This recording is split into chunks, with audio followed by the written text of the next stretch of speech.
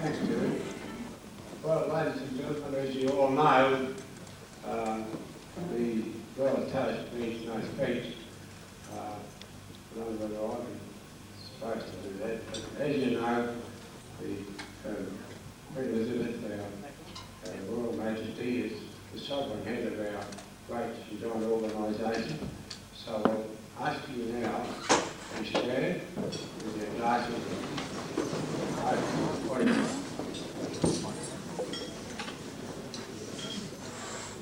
Ladies and gentlemen, Queen.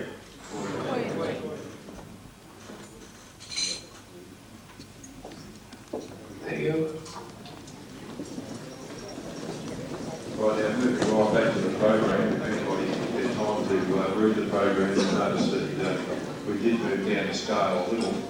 So to get back to the actual program this evening, I'd like to call on Officer John Freeman to welcome everybody here. And while John is making his way down the microphone, I would just like to wish him all his best in his new appointment that he'll officially be taking up at the end of this month, and indeed be leaving this division to take up that position. So welcome to the microphone, John.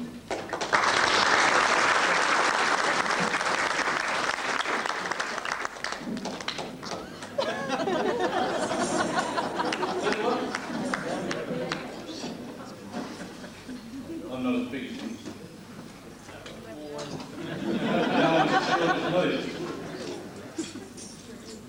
The District Commissioner, Laurie Newell, the Mayor of Footscray, Councillor Jeff King,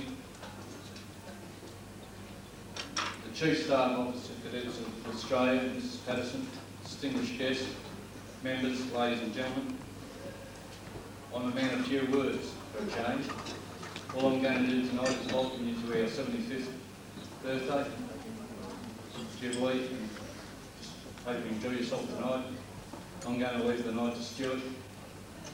This is my last official function as the Superintendent from Footscray. I'm moving here to do core duties, and it's too late to give everything to Stuart, but this is all that you left me with. The rest is his. Just help you enjoy yourself tonight. Thank you.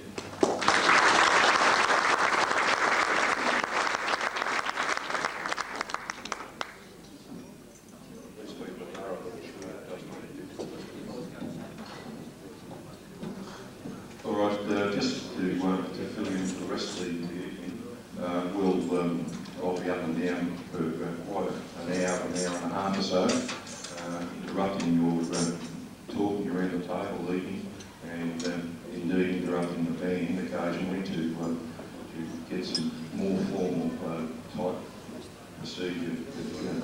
Hopefully we've cut to a minimum so everybody can enjoy themselves over the time being. Let's well, anyway, drink.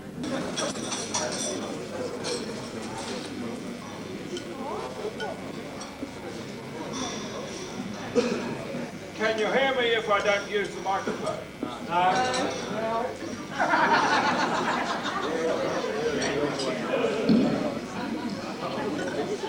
I was just trying myself out. It was good enough for Stuart to introduce me as, by my military title, Colonel Newell.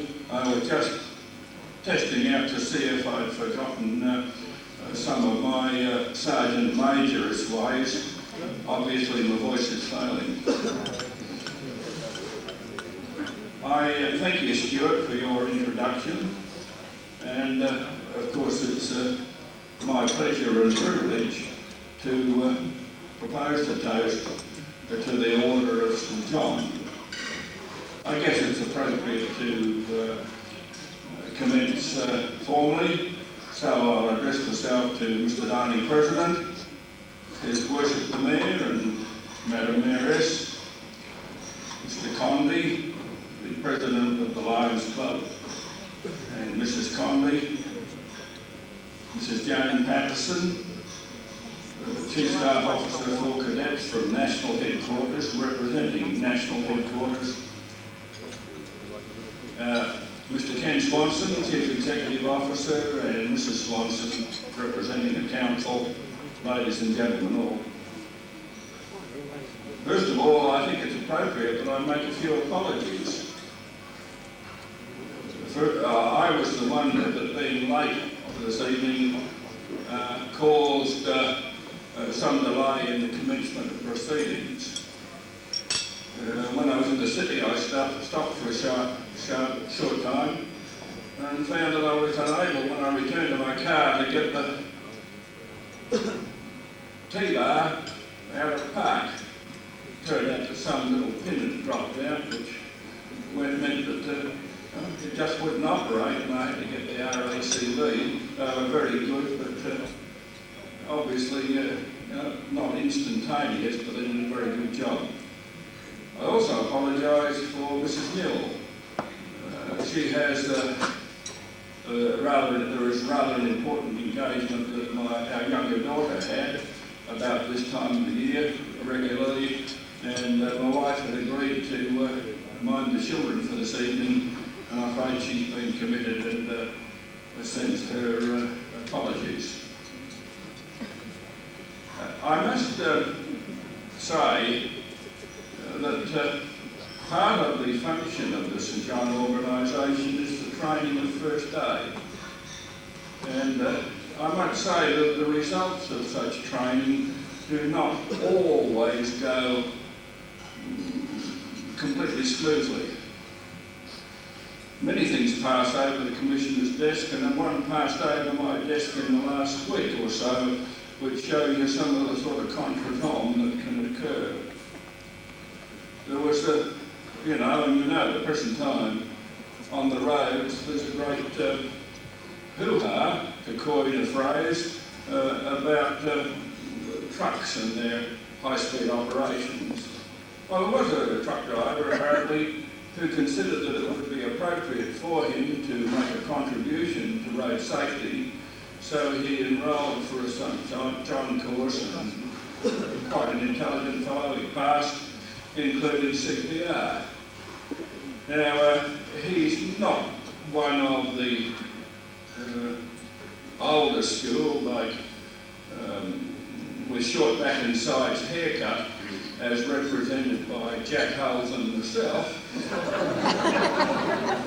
He's one of those with a good head of flowing hair and a beard, and he went into the unisex hairdressers apparently to get his beard trimmed and also to get some sort of a set to this nice flowing hair.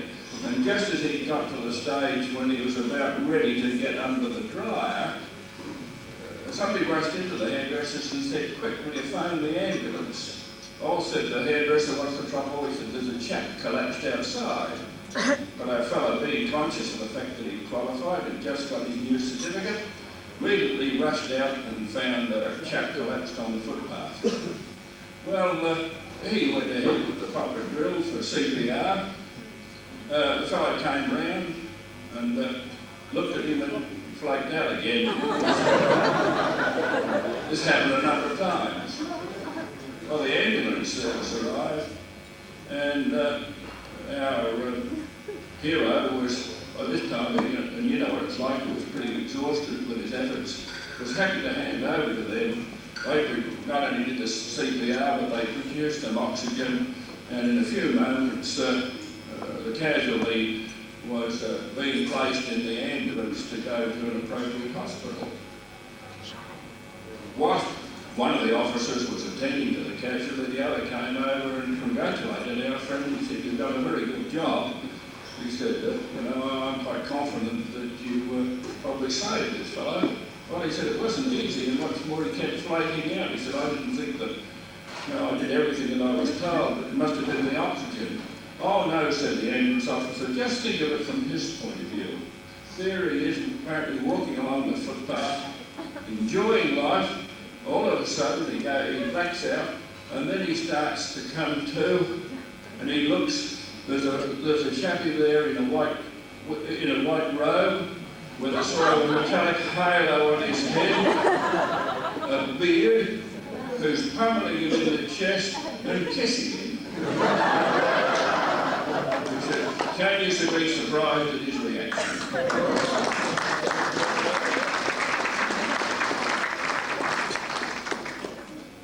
It's appropriate, of course, when one is proposing a toast to the Order of John, St John, to look at the history of the order, starting back in the Crusades, going right through Malta, to the dissolution of the monastery when the order as we know it in the British or the English sphere was run down by Henry VIII.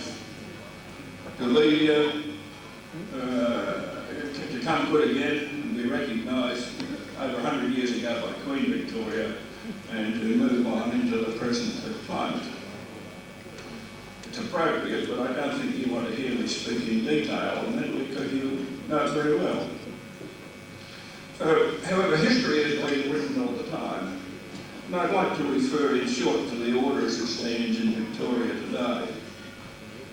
You will all remember when we had two foundations, the Association and the Brigade. Well, it's only 2 or 3 short years ago that we were all taken aback by the removal of the Association and the Brigade into 2 branches, training branch and operations branch. And now, of course, in Victoria we have 4 branches really. Those 2, plus the hospitalist branch, and plus the fellowship. Under the new arrangements, which have stemmed down, St John Council in Victoria has a much stronger role in the direction of these 4 branches. Training branch to affect training, and it has a very wide role, very wide function, going out into all sorts of industrial and occupational ways, as well as, of course, continuing with the, shall we say, the private training that used to go on. But by force of circumstances and by endeavours, it's now doing a far bigger job than we might have foreseen 3 years ago. The operations branch is still doing much the same job that it did, because it's the job that's the branch which serves the public. The hospitalist is still raising money for, as far as it can, for the hospital in Jerusalem, the ophthalmic hospital. And I might say that without going too far, that in the past the money from Victoria has depended very much on members of the order and their contribution. But in fact, I can't exactly promise this, but at the same time at St John Council level, there is a move for council to make a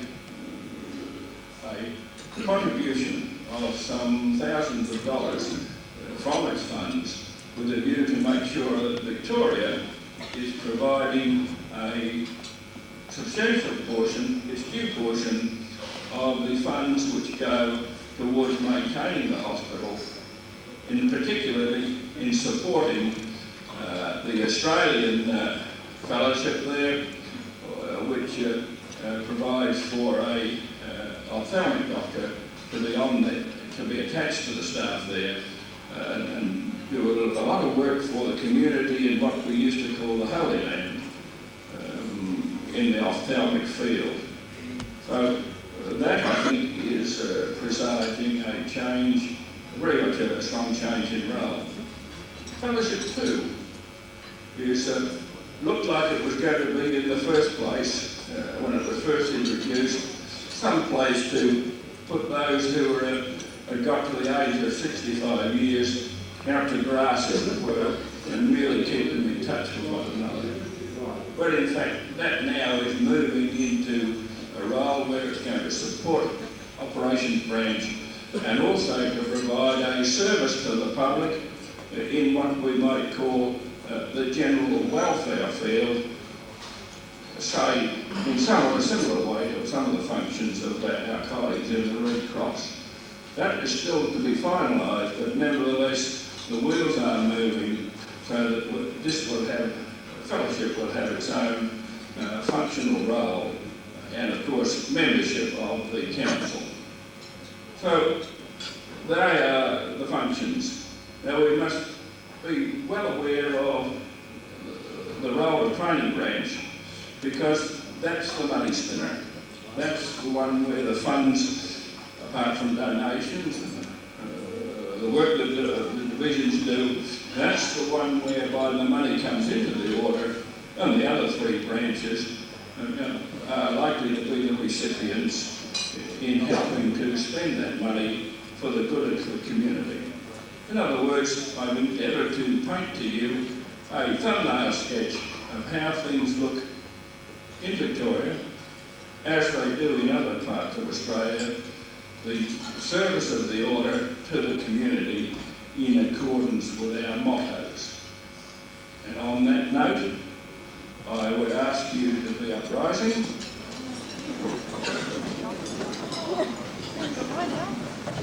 And join with me in a toast to the Venerable Order of the Hospital of St John of Jerusalem. Ladies and gentlemen, the order.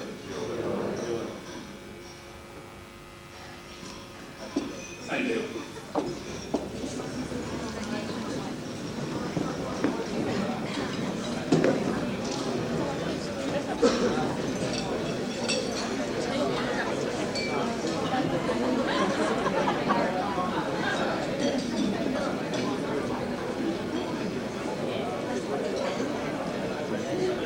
Ladies and gentlemen, in response to the toast to the order, I'd like to call on our District Superintendent, Mr Ken Shields, that as Ken is coming to the microphone, just made the point for me to say the first time I met Ken was down in the depths of Footscray, which is now one of the newest areas that the government has opened up. And this gentleman was coming up while we were in the throes of rescuing somebody in practice out of a gun pit. And this gentleman came up with a camera and said, "Do you mind holding while I take this picture?" So hence we did. And why I mention that, because I'm sure that both Ken and myself are going to have photographs taken together while it's at the microphone, and not the opposite way around. Mr Ken Shields.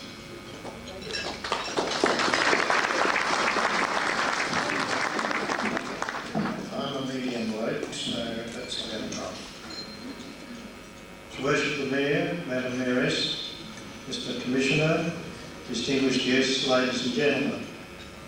I feel very humbled to be asked to respond to the toast of the Order of St John. Being a junior member of that order, I'm in the presence tonight of quite a group of distinguished members. There's our very good friend Frank O'Brien, who's a knight of that order, Jack Holes, also a knight, and my very good friend Merv Goodall and Keith Evans, knights of the order, Sister Barbara Davis, a dame of the Order of St John. Numerous other members, commanders, officers, serving brothers and serving sisters here tonight.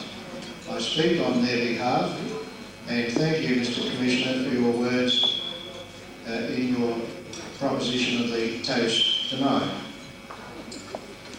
I must say, ladies and gentlemen, that I congratulate the Footscray Division on reaching their 75th birthday, quite an event in their history.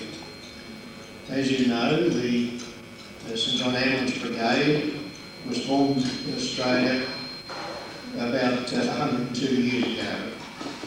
And I firmly believe that if Frank O'Brien and Jack Holes and those other people had been around at that time, the Footscray Division would have been celebrating 102 years instead of 75. Because the work that they've done for this division, I'm sure they would have been pleased to commence not 75, but 102 years ago. and we would have been celebrating a very more important event tonight. Stuart Granger and myself were fortunate to have lunch together the other day. As you can see by his dress tonight, I paid for myself.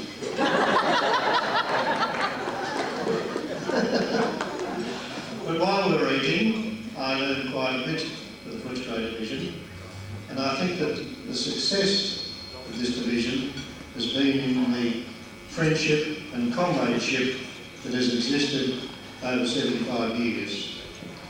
I learned that after each parade, everybody sits down and there are some refreshments poured out, and I don't think it's always orange juice. They sit around the fireplace, which you can't take with you, I understand. They watch the television, some nights they watch the cricket or the days of their lives was on, I'm sure they watch that too. But as I understand it, the reason that they do this is to bring the members together. They're brought together in a friendship which I really don't think exists in too many other divisions in Victoria, and more's the pity. I think if we were able to bring friendship and comradeship back into St John as it exists with Footscray, I think that we would be a much better organisation. This friendship, as I understand it, also extends to other members or past members of the division in the St John Fellowship. And for those of you who know that the Western Suburbs Division of the St John Fellowship commenced with members of the Footscray Division. And it's a very, very strong section of our organisation, and I wish them well in the future. And on behalf of the Order of St John, I wish the Footscray Division all the best, and I look forward to being with you in another 25 years' time. Thank you very much.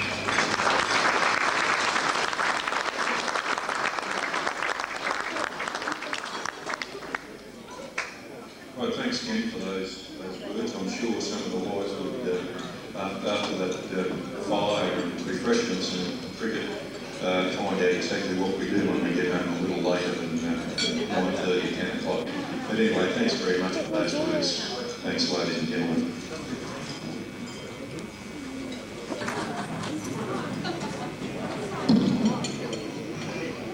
Thank you very much, distinguished guests, ladies and gentlemen.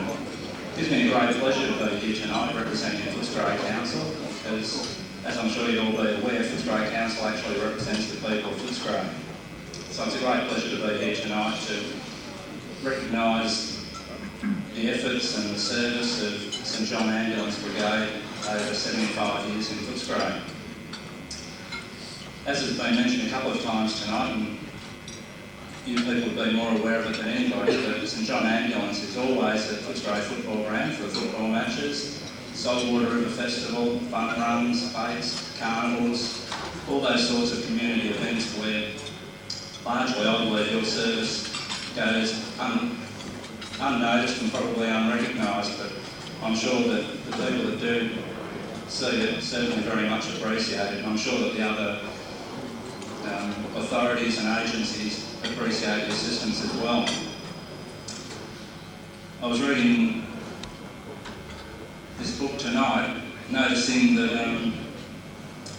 the St John Ambulance in Footscray has had only 8 superintendents, and it seems to me, looking at the year's service, if you don't get out after 2 or 3 years, you have to do 20 years, so the incoming superintendent is well aware of that.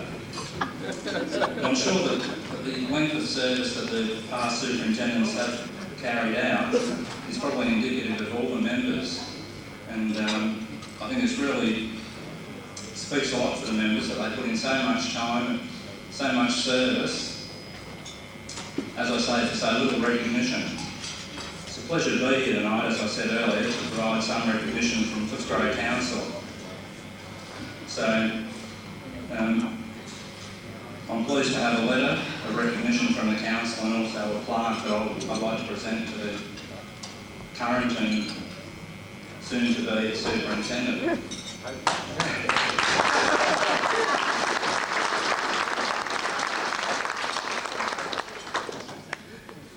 Sorry about that. One other thing that I did mention actually earlier on in the speech, just a little bit light-hearted, but seeing Mr. Condy from the Footscray Lions Club there reminds me of about 2 weeks ago when there was a fun run in the Maribyrnong Valley. And being a little bit senile, I thought I'd go on a fun run. And I'm a believer in preventative medicine, which I would have hoped that the St John Brigade also believed in. Anyway, I was battling against a headwind at about 1 kilometre an hour, and there was a big ambulance or truck there with St John on it. And the people just looked at me and didn't sort of offer me any water, no oxygen, no encouragement, nothing. So I think there's probably a little bit of an improvement in performance that we can go astray.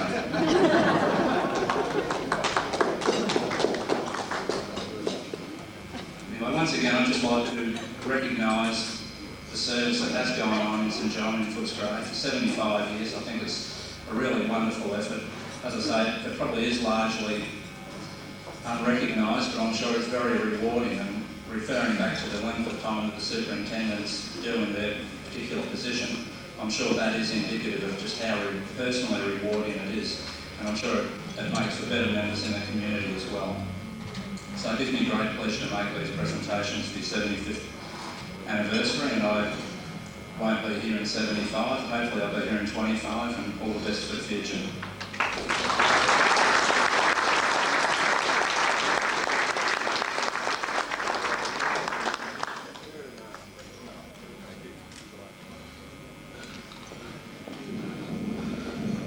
Thank you, Councillor King. Needless to say, carrying on with Councillor King's story, both the outgoing superintendent and the new administrator were both those people sitting in the vehicle, and we were busy talking about what was going to happen in the next month, as quite obviously Councillor King went past. So, yeah, not good for the old fellow and the new fellow to start off with those sorts of things. But I was the driver, John was the duty man.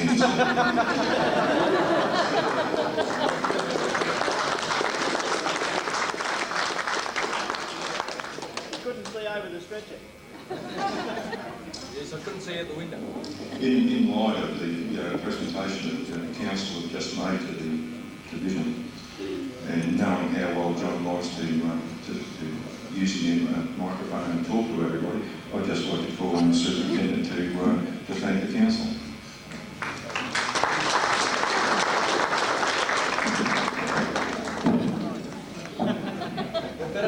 Can't go anywhere. We'll lift you up. Got a stool? I'm not used to saying too many words, but except that when we're on duty, I let them know one way or the other if they're not right. All I can say on behalf of the division, thank the council for recognising me on work. We are hoping that they're going to financially recognise it as well. And assist us not immediately, but in the near future. Now that the Footscray Football Club problem's out of the way, ours is the next problem. Because for the Footscray Football Club to do what they want, they've got to relocate us. So we're looking at a proposition that unless we get a bit of financial backing off the council, we'll go look for someone else, maybe the Lions, or someone else. So who's going to support? Thank you very much.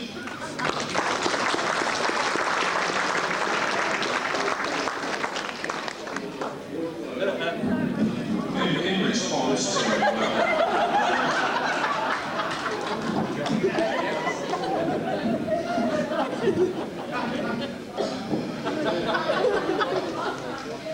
in response to the few words that the Mayor did say, I'd like to call on Divisional Officer Jack Blackstock to respond. Thanks, Jack.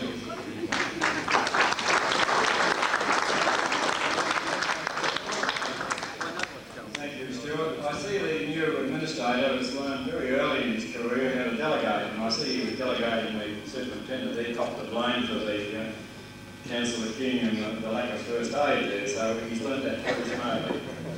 I would just, firstly, distinguished guests, ladies and gentlemen, I would just like to thank Councillor King for his kind words he said about the division. And just to think back firstly on council support for the division, and when it goes back over the years, council has really been very supportive of our division. And when you go back, we've had either divisional presidents or divisional representatives on council. And just a quick look at the names over the years, and some of these are quite distinguished names. Councillor Wally Smalling, Councillor Hick McIver, Councillor Ian Perry, Councillor Kevin Shorten, Councillor Rupert Bassett, Councillor Bert Heatley, Councillor Matt Harris, and our present representative, probably the most attractive of the lot, Councillor Gerald Carter.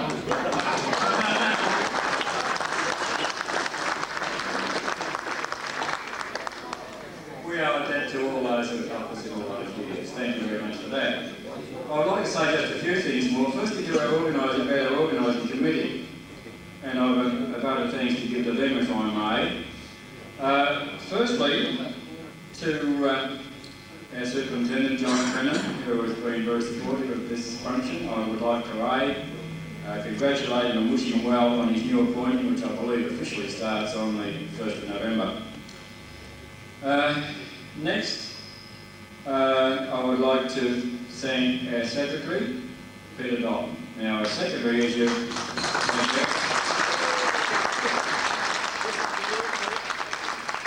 everybody knows, in every organisation, the Secretary is a thankless task. They cop all the hard work, they cop all the, I won't say abuse, all the hard knocks, shall I say, when things appear not to be going absolutely perfectly. And yet they do a terrific job, and so does Peter. But I think if Peter wants to look back on the night, he will think, well, it's all gone. It's like the old Dennis Norton show on telly. It'll be all right on the night, and it has been, and it's been beautiful. Thank you, Peter, for all your hard work over quite a lot.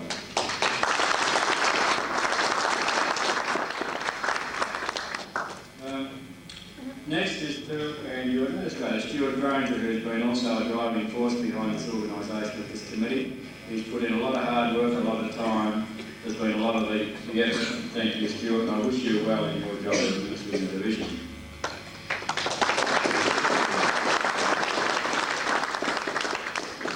Also, Brian Toomey, probably as hard a worker as you'll find anywhere, Brian. Plods away, works away very hard at everything he did on this committee. And nominally, I was supposed to be the chairperson of the group that operated the production of the booklet. In fact, the reality is the hard work was done by Brian, and thank you, Brian, very much for all that hard work.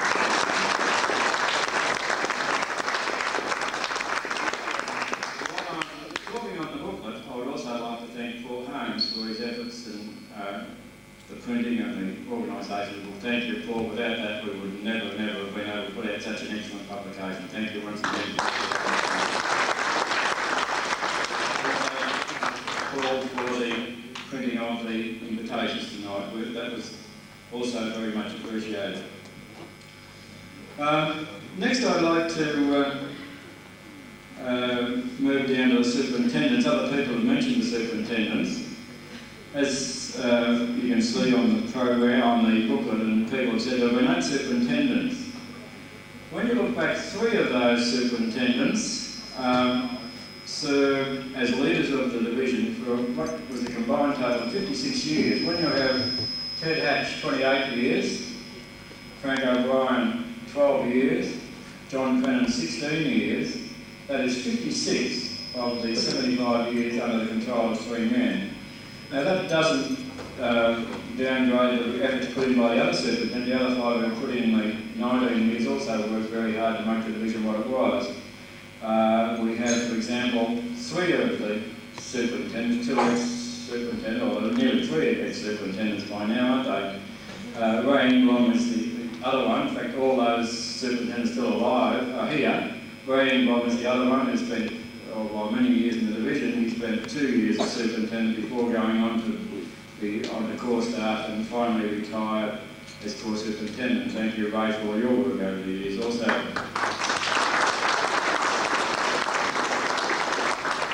Next, I'd like to mention divisional surgeons, and we've been very fortunate over the years regarding divisional surgeons, although in the last 10, 15 years or so, it's been a position that we haven't been able to have a surgeon, and this I think is also in most other divisions, divisional surgeons are just people who are hard to come by. But we have been very fortunate that our first divisional surgeon, Dr. Harry Box, was one of the foundation members of the division, started in 1914, eventually relinquished that appointment in 1957, which means that he was divisional surgeon for a period of 43 years.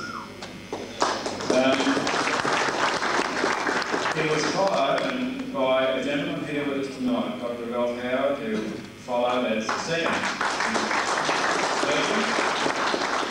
And we are very grateful for his efforts that he has put into the Footscray division. I understand that he will very shortly be coming back into the fold, not with the divisional level, but at a higher level. Anyway, thank you, Ralph, for all the work that you have done. The other divisional surgeons that we've had included Dr. George Thompson, Dr. Jeff Phillips, and Dr. George Stravonsky, who I think is about to the middle of the late 70s, and since then it's been a position which we'd love to have a divisional surgeon if anyone has one for us, but as I say, they are not easy to come by. Just as a matter of interest, in reading the old White Cross, I came across the entry in 1957, and I thought this one entry sort of summed up the division at the time.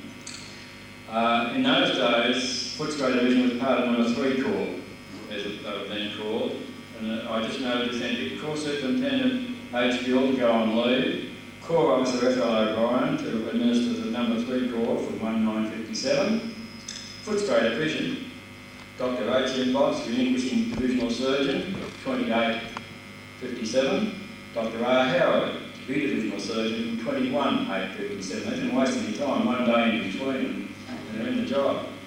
Sergeant B. Shorten to be divisional officer, and Corporal Doug Hine to be sergeant, 3757. And going back about 30 years or so, there's just in one entry that was quite a lot of change in our division.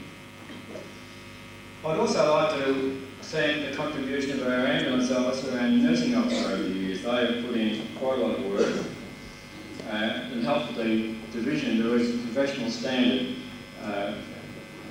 that the division has today in its general first aid work. And I refer particularly to our present ambulance and nursing officer, to Alex Pedancy and to Jenny Bride. Thank you for all your hard work.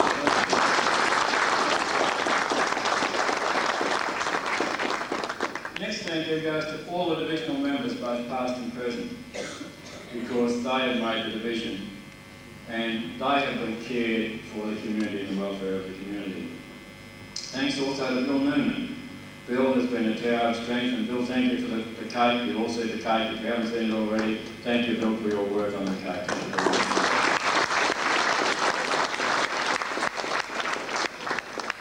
Finally, I'd like to make an observation regarding the Footscray Ambulance Division, and some, I think, Ken Shields probably touched on this a little bit, but I would like to expand a bit on it. Why has Footscray Division continued to thrive when most of the other older divisions have ceased to function? Like Footscray, most of these older divisions started in either older suburbs or towns.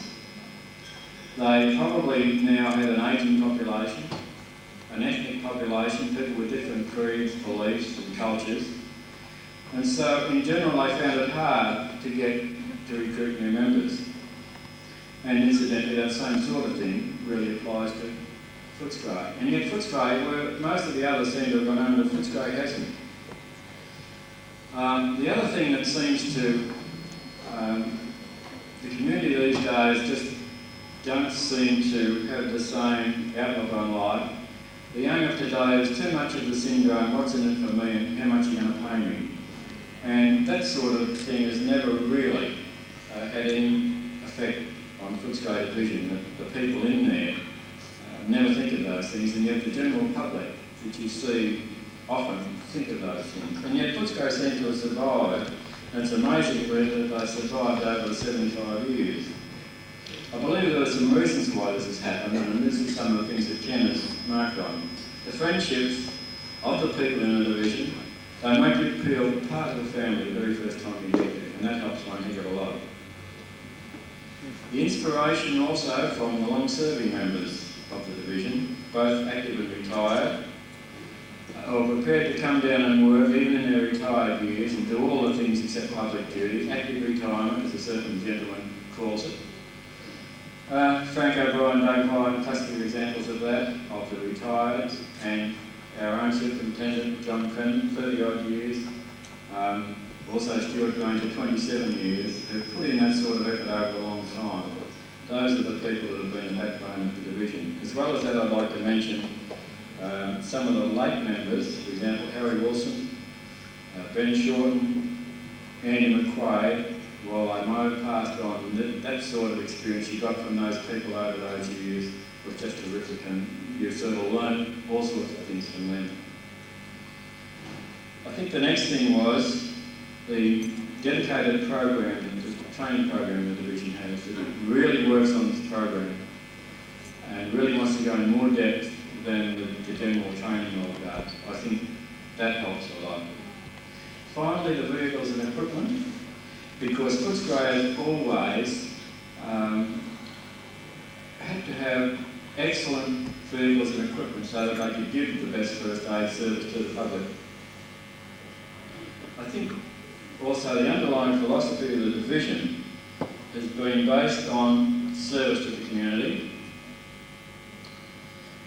And while we're a division that hasn't had a permanent home in 75 years, I think the outstanding feeling is that what we're here for really is noted in the motto of the order, for the faith and for the service of mankind. And we are more concerned with providing help to the members of the community, aiding them in whatever way we can, rather than worrying about only bricks and mortar. And those are the things that I think have made Footscray stay for about 75 years. Thank you.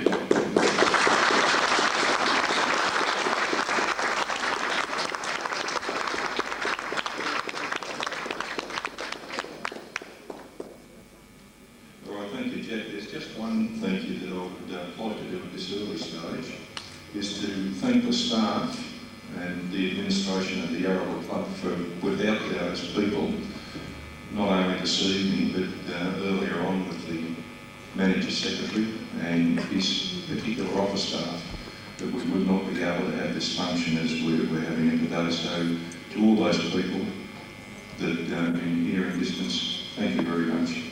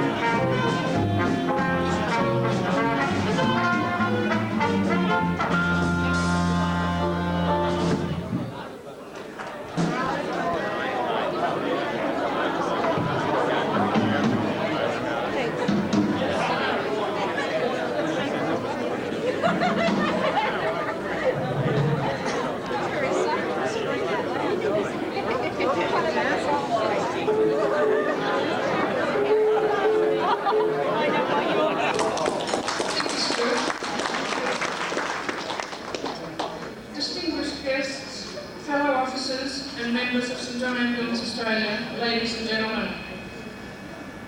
When I was asked if I to present the Jubilee Certificate, which is the certificate due to the Footscray Ambulance Division for 75 years of continuous voluntary service, it was indeed with much pleasure and pride that I accepted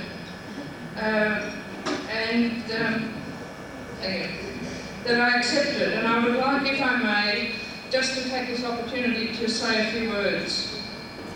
Firstly, I wish to convey apologies from our Chief Commissioner, Major General Peter Falkland, our Deputy Chief Commissioner, Major General Frank Pope, our Chief Superintendent, Mr John Spencer, our Chief Surgeon, Dr Brian Ansell, and his staff officer, Sister Ella Tyler, as well as our former Chief Surgeon, known to many of us, Dr Peter Bush, all of whom were unable to attend tonight, but I have been asked by each of them to convey their sincere congratulations on this division's many outstanding achievements and to extend their very best wishes to you all for the future.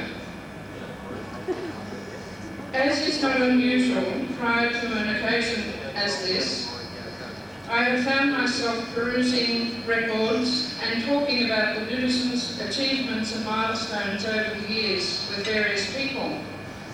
Subsequently, as a result of that, I came across an article in a book, not a St John book I may add, but a book written some 10 years or so ago about Footscray in the 20s and 30s, where I read with interest the following words, and I quote, "When we had our children, I had to choose between the band and St John, because I couldn't be away from home so much. I chose to stay with the ambulance and have worked with it ever since, and reckon I made the right choice." And so the article went on.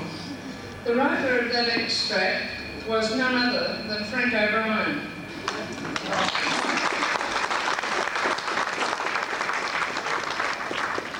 And Frank was referring back to the days when he played clarinet in the Victorian Railway Military Band. Frank, like you, I feel feel you certainly did make the right choice, and I am sure everyone here without exception do agree with me, as they've already shown. That choice, made many years ago, was certainly made to the advantage of all of us who know Frank, and as well as to the advantage of the Footscray Ambulance Division, and indeed to the many areas of St John Ambulance Australia that Frank has involved himself. Frank O'Brien is the longest serving member ever in the history of the Footscray Ambulance Division, having joined over 60 years ago, and is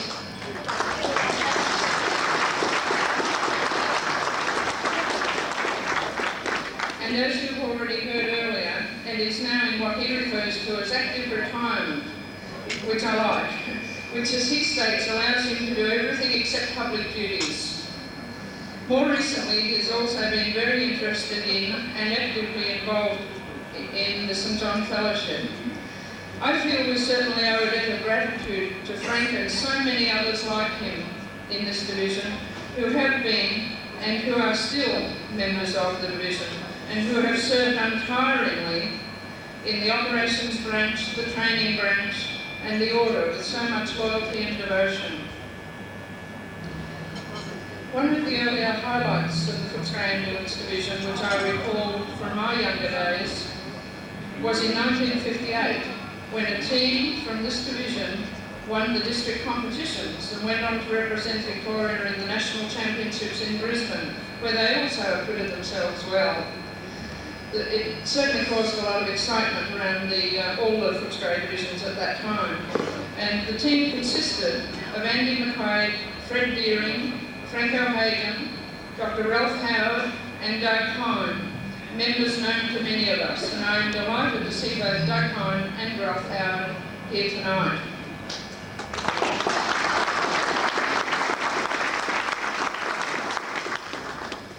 During its 75 years, this has always been a very strong division, as we've already heard other speakers mention tonight, of hard-working, devoted, caring members, where so many have achieved so much in their fulfilment of the motto of the Order, for the faith and for the service of mankind. The work of a number of these members has been recognised, with 17 members gaining admission to the Order over the years, 10 serving brothers, 5 officer brothers and 2 Knights of Grace, Frank O'Brien and Jack Holds. Our Master of Ceremonies,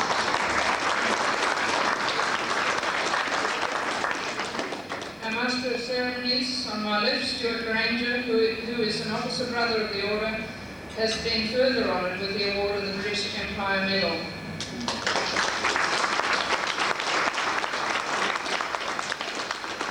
I would like also to make comment on the close liaison which has always existed between the adult and cadet divisions at Footscray, which I feel I can do with some authority. As an ex-Footscray nursing cadet, I'd like to express my personal gratitude for the friendship, interest and encouragement that I received as a cadet by the members of the adult divisions. 75 years is a pretty ripe age and a darn good milestone, and I hope also that there will continue to be a football team here in Footscray.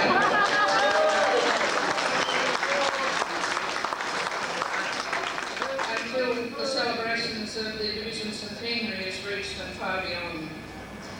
I again congratulate all the members of the Footscray Ambulance Division, both past and present, on their many achievements over the past 75 years. 75 years represents the longest period of unbroken service of any division ever in the Victoria District.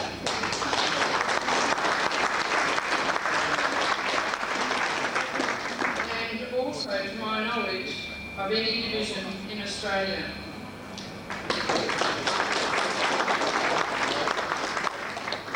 On behalf of the Chief Commissioner, it is with very much pleasure that I call upon an ex-cadet who is an officer brother of the Order to come forward to receive this Jubilee certificate on behalf of the members of the Footscray Ambulance Division, and that's Divisional Officer John Brennan.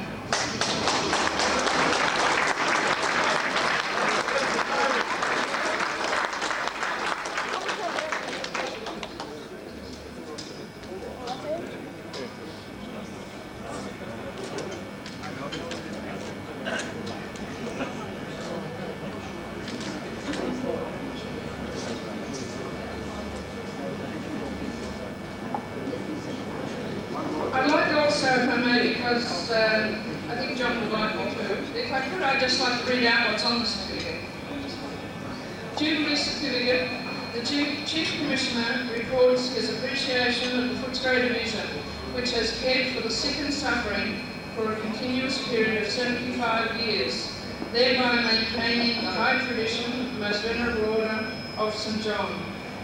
From December 31st, 1914 to 89, and it quotes the motto, Pro Fide, Pro Fiatulitate Hominum, and it's signed by Peter Falkland, Chief Commissioner, Australia. I'm sure that will take pride of place wherever in the future the division meets.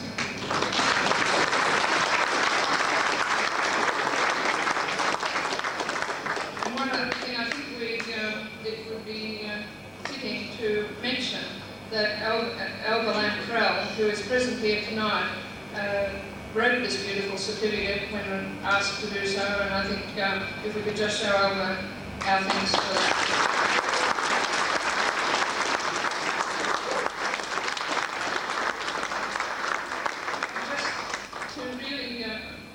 To finish up, on behalf of the Chief Commissioner and all of us on National Headquarters staff, I would like to thank you all for your continued efforts throughout 1989 and to extend to you and your families the very best wishes for a joyous and holy Christmas and happiness and good health in 1990.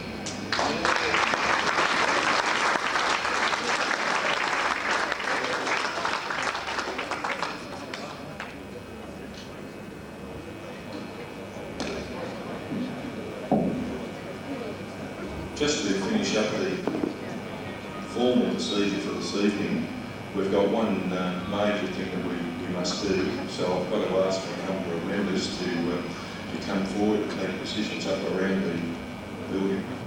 First off, I'd like to call on one gentleman that many people have spoken about, and a lot of us call him the father of the Footscray division, and that's Frank O'Brien. If you could come up the front, please.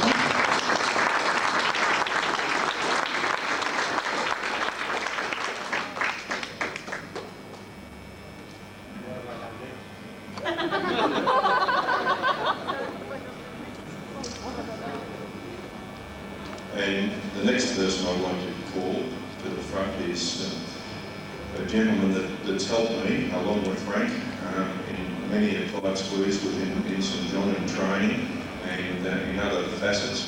There's Division Officer Douglas Hyman.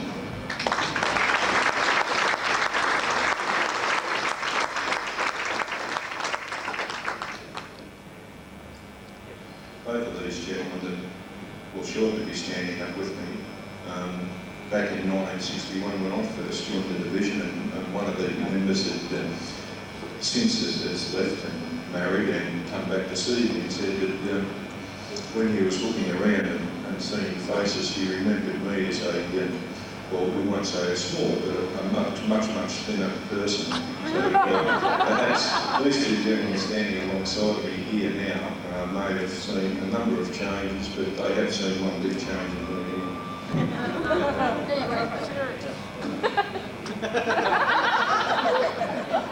Seems like somebody agrees.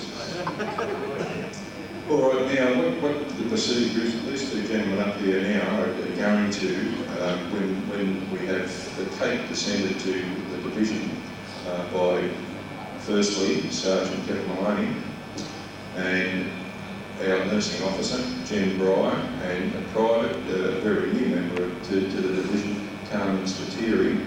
Those three will be bringing the tape down via the centre of the dance floor, and when it arrives, I'll ask the two gentlemen standing next to me here if they can cut the division tape.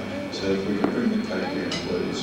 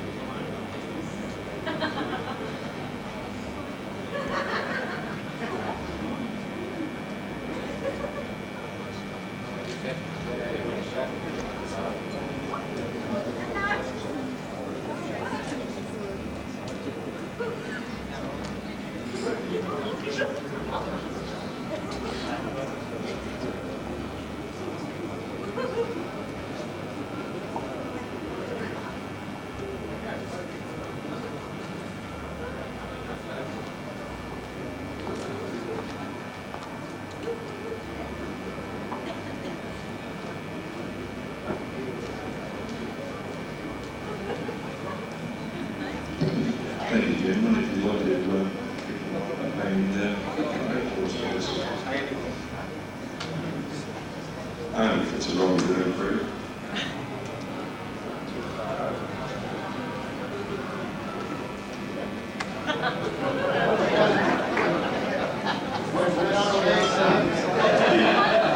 As you can see here, that these gentlemen have got a number of years in St John, and they're still trying to work out how.